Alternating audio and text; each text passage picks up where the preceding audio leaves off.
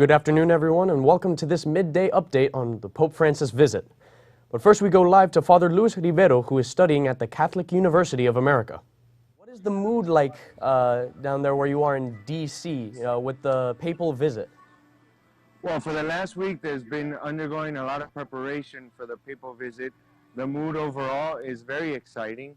It's not only a wonderful event for our country, but also for our campus, as we are the only pontifical university on this side in the United States.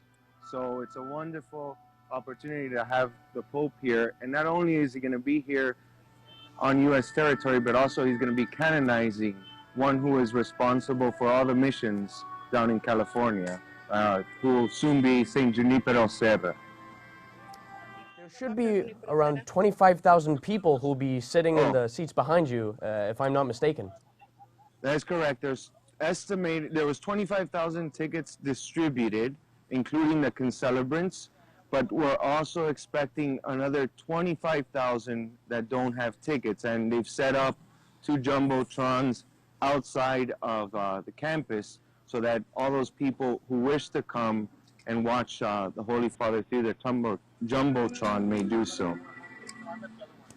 And of these people who have bought tickets and the people who will be watching the jumbotron, Pope Francis wishes to be a beacon of light and information for the young people of our age. He's almost seen as a rock star.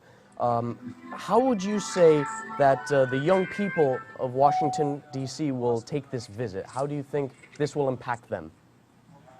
Well, I think very much, because he's not afraid to touch those hot topics, but he does them in such a loving way, in such a merciful way, just as we saw in his visit in Cuba, how he speaks directly to the human experience and touches those hot topics in such a subtle and loving, merciful way that it's kind of hard not to listen and try to practice exactly what he's calling us to.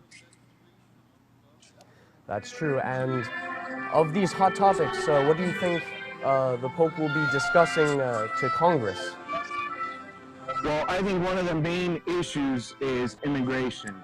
And for us in Miami, that is a hot topic, right, and a very important one, because most of if we go through even if you guys, I wasn't, but you guys were probably born here in the U.S., but you have strong ties to different countries where your parents immigrated from for one reason or another.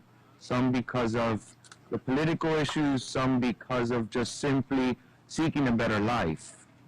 So the immigration issue, I think, is one of the big issues that he's going to be addressing.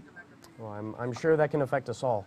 And will you, by any chance, be able to see Pope Francis yourself in person? In person, no. Not. It's very, very tight. Secret Service is also being very, very tight because, remember, he's not only, like you mentioned, the rock star. He's not only a leader of the spiritual leader of the Roman Catholic Church, but he's also a head of state. And as a head of state, it includes that extra layer of security, right, that the Holy Father will have. So it's very difficult to get close to him, although, as we know, he's one to always find a way to break that barrier, but he has to initiate it. All right, and in your opinion, what do you think will be the most exciting event? The more exciting events? Yes. Well, I mean, everything's going to be exciting. It's the first time, even as a person, speaking of Pope Francis as a human person, it's the first time he steps U.S. soil. He had never in his 78 years of life come to the United States. So every moment is going to be, is going to be a historical moment. Plus, he's going to be speaking to Congress, which is never heard of, as Roman Pontiff to speak to a joint session of Congress. So a lot of people are paying attention, and his words are going to be, each one, I think, exciting and something that we're even invited to study after.